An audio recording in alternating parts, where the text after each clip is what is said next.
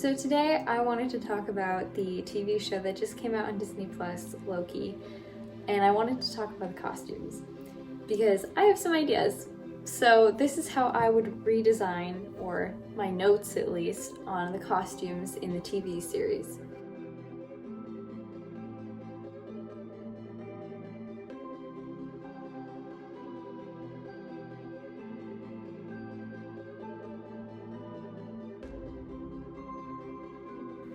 I want to start off with Sylvie because I think she's the one that I had the most issues with the costumes. I didn't redesign Loki's costume from New York just because that's technically part of a different movie and I really wanted to focus on the series for this. For Sylvie, I was really hoping that they would use some more traditional Norse influences because Loki is from Norse mythology, and I know that Sylvie is based on a lot of different characters from the Marvel comics and the Marvel universe, but ultimately if we are calling her a variant of Loki, like just a different Loki, then she also would be from Norse mythology. I also kind of like the idea that Sylvie herself would sort of have design input in her clothing because obviously she escaped and it was her who had to dress herself as in like throughout her adulthood, and I like the idea of her going back to like more Norse influences. They did include a few in the TV show already, or at least what I think is a few Norse influences in her costume, but I'll get into that a little later. So the first thing that I would like to incorporate more is runes. I really like the idea of Norse runes and the fact that they slot nicely into Norse mythology, and I think it would have been really cool to have those designs on her costume, or even on Loki's costume, on anybody's costume, because they're really beautiful. And I think it would be a really fun Easter egg to use runes that kind of correlated to a character trait or aspect of the show, because of course they all have their different meanings. One aspect of Scandinavian dress that I think they probably should have incorporated more is the fact that they didn't use heavy pieces of armor. There's even a scene where Sylvie complains about her costume, specifically like her armored chest piece, and she says it's uncomfortable. So I don't know why they just didn't omit it, especially since, like, realistically speaking, again, Sylvie would have picked it out. Sylvie would be the one dressing herself, because who else would dress her? She didn't have any parents or anything like that. Like, she ran away from the TVA when she was a kid. So realistically speaking, this is stuff that she chose. I don't know, maybe they were going with some metaphor or analogy about her being a heavily armored and distrustful person, but it still seems a bit odd.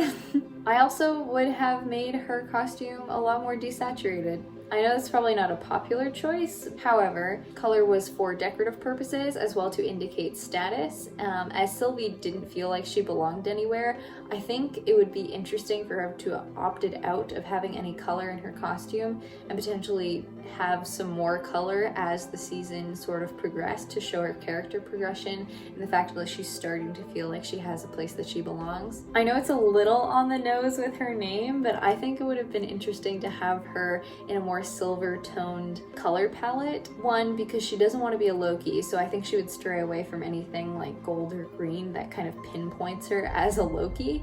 And two, I think it just kind of fits with her overall sort of villain, steely sort of personality and cadence. So what I'm thinking for her general outerwear is that she would wear pants with a Scandinavian style overdress. I think it would look really interesting if it was slit at the sides and if it was shorter than like a traditional Scandinavian overdress, which would have been ankle length. I also would have accentuated a semicircle line across the bust from one strap of the shoulder to the other. They did do this in the original costume. I'm not sure if they meant to make this reference, but traditionally Scandinavian women would wear dresses that had kind of two shoulder straps, and then there would be brooches at each side of the straps, and then a string of beads or shells or whatever other pieces of jewelry they had. The brooches were usually metal and either made out of silver or copper or sometimes gold. I also would have made the semicircle a little bit wider. I also wish she had a cloak, and that's definitely a personal preference as well as me trying to make a reference to Scandinavian clothing, because they did wear like little sort of mantles and cloaks, but also I love a cape. I really do.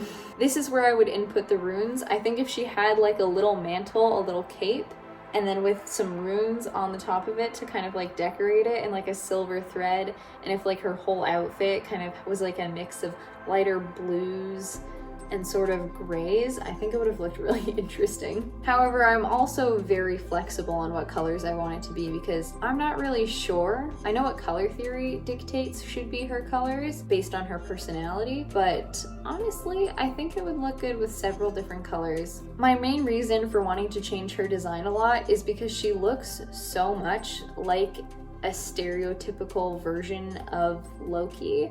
And she very clearly doesn't want to be that when we first meet her. And if she's dressing herself and making these choices for herself, I don't think that she would choose the sort of like green and silver typical combination, or that she would wear the horns or anything like that, because she has a 10 pad. She knows there are other Lokis. She knows what they look like. She knows what a Loki is. She doesn't want to be one. She's even disgusted when she's called a Loki. So I think it's very bizarre that she looks exactly like one. I understand that maybe they did this for the audience's sake, so we can immediately tell like that's the Loki variant. TVA casual fashion. I think they did a really good job with this. I think that the TVA office wear is very bland and very brown and very 70s. However, if we are nitpicking, I would have taken it a little bit further with the 70s aesthetic, just because I think it would have been funny. Like, can you imagine everybody in there wearing velvet and bell bottoms, or like even just a slight flare on the pants, and then like the daggered collars with the weird prints? I think that would have been fun, but I digress. I think I would have at least added dagger collars and a slight flare to the end of the work pants, just to kind of make it a little bit uglier. But otherwise, I think it's a really smart move to keep these pieces bland and basic, to really accentuate the fact that the TVA is kind of like a hive mind and no one really questions anything.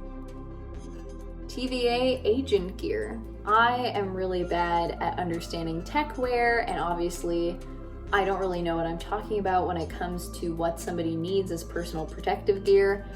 However, I have some style ideas that I think would have been funny.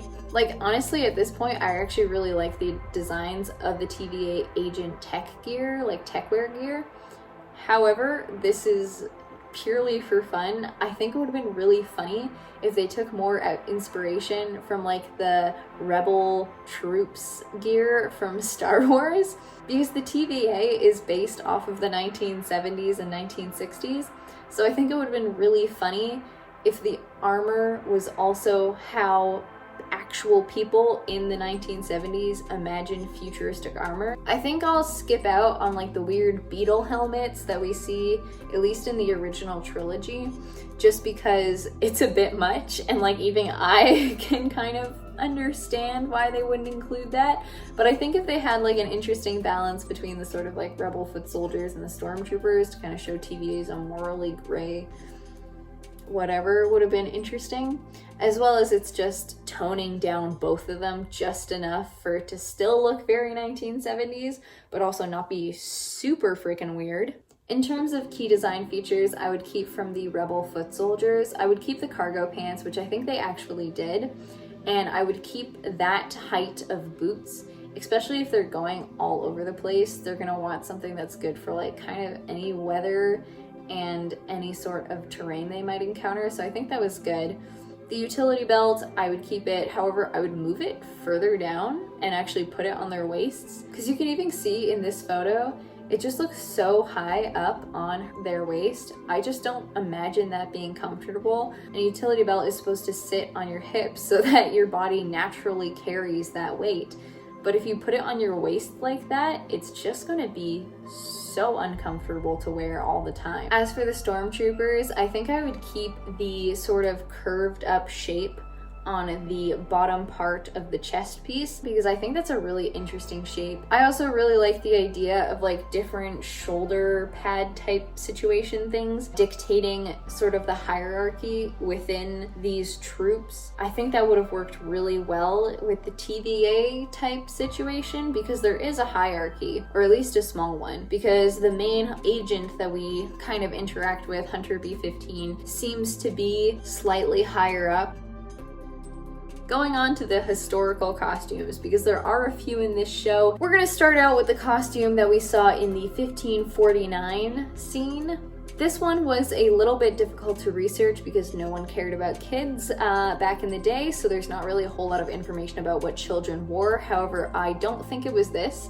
The color of blue that he's wearing, for starters, is far too bright. That color just did not exist back then in that sort of hue, and especially not for his sort of parents' income, because this kid does not look like he's very rich. Like, you can tell he's probably meant to represent a working class, like a lower class person in the society, because his clothes are tattered, his face has dirt on it, like he's just generally probably supposed to be a lower class person. At least that's what I'm going for. The red was good. Red was the most popular color for a very, very long time in history, because before we had synthetic dyes, it was one of the easiest and most accessible dyes to get back in the day. I also like it because it's kind of a fun color. The length of his tunic, I feel like, is too short, and I think that's definitely up for debate, but just in my opinion, that kind of length was more of a thing for higher class and more higher ranking people. As far as I could see, I don't think that this kid's parents were very focused on if he was like with the trends of the nobility. I think he would have been wearing something down to his knees, like a simple tunic with a belt, because at that age he probably would have been helping parents or family in a farm or whatever they happen to do. The next section I'm going to talk about is 79 AD, when they went to Mount Vesuvius in Pompeii. First thing I noticed was that the fabrics look like polyester. I understand that for budget purposes, they can't exactly have like organic, unbleached cottons and linens. Another thing that kind of bugged me is that all of the women were wearing lots and lots of like metal and gold jewelry in this scene. And in general, most of the women in ancient Rome didn't wear jewelry like whatsoever. And these people are very clearly like working class citizens. As for colors, it was too colorful. There was too many different colors going on in everyone's clothing. Color played a very important part in dictating class and status, especially back then. So it's very bizarre to see definitely working class people wearing things like purple. Purple was something reserved for like the richest of the rich, the highest of the high in society. You know, you're not going to be a goat farmer wearing a pristine purple tunic with weird screen printed golden motifs on it. It's just, it's not going to happen. Again, I think they probably just did it for aesthetics, which is totally fine. I get that, I understand that. And I think it also does help break up the scene more if not everyone's wearing the same color, so I understand why they did it. Fun fact too, there's also a scene where a woman walks by with her back and shoulder exposed. I could be wrong. It could be a tunic of the same color that she's wearing underneath her outer tunic, but I don't think so. I think it's actually her back and shoulder that's exposed. And ironically, she's the only one who's wearing a head covering or a veil, which would have been a little bit more common. There are a couple reasons why you wouldn't see somebody walking around in 79 AD in a village with their back and shoulder exposed, especially not a woman. One of them for status and class reasons, religion and general society standards, and as well, she's working outside all the time, so she can't exactly have her skin uncovered because she would get sunburned. They didn't have sunscreen at the time, so they have to use light fabrics. Fun fact though, we do see a man in the background wearing armor. He's dressed as an officer from the time. On to headwear. Okay, I'm not kidding. There's a man wearing a golden wreath on his head.